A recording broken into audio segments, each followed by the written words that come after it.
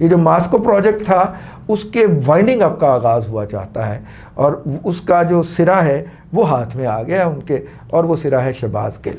शहबाज गिल साहब के ऊपर ना कोई पहले फ़िज़िकल तशद्दुद हुआ है ना अब फ़िज़िकल तशद्दुद होगा, मैं ये आपको लिख के देने को तैयार है। पिछली दफ़ा बाद शहबाज गिल साहब को जब थाने में ले जाया गया था कोसार में, तो उन्हें थाने के मुख्तलिफ जो ब्लॉक्स थे उनका चक्कर लगवाया गया था और साथ में ब्रीफिंग दी गई थी कि यहाँ पे टॉर्चर करने के कौन कौन से तरीके हैं, मुस्तअमल हैं।